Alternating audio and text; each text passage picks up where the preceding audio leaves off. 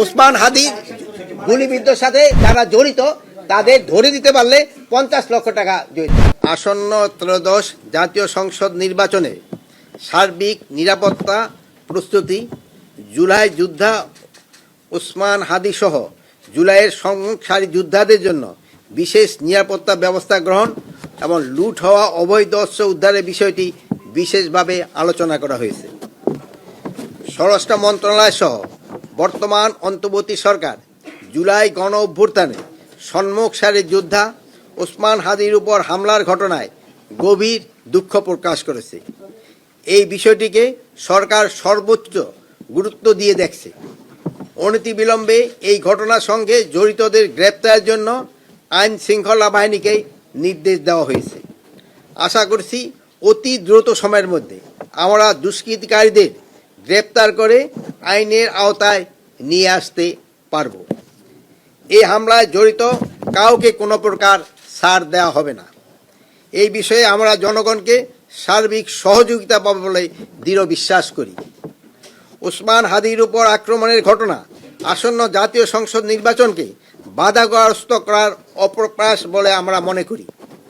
জাতীয় সংসদ নির্বাচনকে বাধাগ্রস্ত বা বানচাল করার যে কোনো ধরনের অপচেষ্টা অন্তর্বর্তী সরকার কঠোর হস্তে দমন করবে। বর্তমানে অন্তর্বর্তী সরকার জুলাই গণ অভ্যুত্থানে সম্মুখ সারি যোদ্ধাদের নিরাপত্তা নিশ্চিতে বদ্ধপরিকর। সরকারের পক্ষ থেকে তাদের জন্য বিশেষ নিরাপত্তা ব্যবস্থা গ্রহণ করা হয়েছে। এই লাইনটা আমি আবারও বলতেছি, বর্তমান অন্তর্বর্তী সরকার জুলাই গণ অভ্যুত্থানে সম্মুখ সারির যোদ্ধাদের নিরাপত্তা নিশ্চিতে বদ্ধপরিকর। সরকারের পক্ষ থেকে তাদের জন্য বিশেষ নিরাপত্তার ব্যবস্থা গ্রহণ করা হচ্ছে। লুট হওয়া ও অবৈধ অস্ত্র উদ্ধারে আইন শৃঙ্খলা বাহিনীর অভিযান চলমান রয়েছে। এটিকে আরও জোরদার ও বেগবান করার জন্য ফ্যাসিস্ট টেররিস্টদের দমনের উদ্দেশ্যে committee operation devil hunt phase 2 অবিলম্বে চালু করার সিদ্ধান্ত গ্রহণ করা হয়েছে। এছাড়াও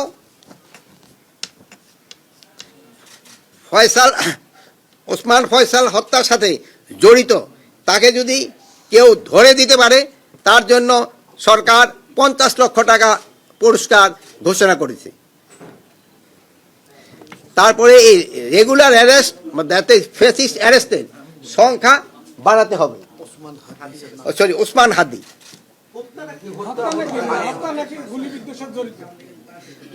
ওসমান হাদির গুলিবিদ্ধর সাথে যারা জড়িত তাদের ধরে দিতে পারলে 50 লক্ষ টাকা জড়িত। আপনারা সবাই ওসমান হাদির জন্য দোয়া করবেন। উনি ক্রিটিক্যাল কন্ডিশন অবস্থায় আছে। আমাদের সবার দোয়ায় আল্লাহ দিলে উনি আবার আমাদের মাঝে ফিরে আসতে পারবে। এই জন্য আপনারা সবাই দোয়া করবেন। আপনারা যে কোনো ধর্মের হন না কেন তার জন্য আপনারা সব সময় দোয়া করবেন। আর একটা হলো হাতিয়ার ইস্যুর ক্ষেত্রে এতদিন শুধু সরকারি কর্মচারীদেরই হাতিয়ার দেওয়া হতো। এখন যারা ইলেকশনে পার্টিসিপেট করবে এবং তারাও যদি হাতিয়ার চায় তাদেরও হাতিয়ার আমরা লাইসেন্স তাদের আমরা দিব এবং ওই যারা ইলেকশনে পার্টিসিপেট করে তাদের যদি হাতিয়ার আমাদের কাছে জমা থাকে ওইগুলো আমরা তাদের ফেরত দিব। আর সবচেয়ে বেশি হলো আপনারা ওসমান হাদির জন্য ব্যক্তিগত আগ্নেয়াস্ত্র আর আপনারা সবাই, আমি আবার বলবো, আপনারা ওসমান হাদির জন্য সবাই দোয়া করবেন। খাস দিলে আপনারা দোয়া করবেন। আপনারা যদি আমরা সবাই দোয়া করলে আল্লাহ ওসমান হাদি সুস্থ করে আবার আমাদের মাঝে ফিরে আনবে।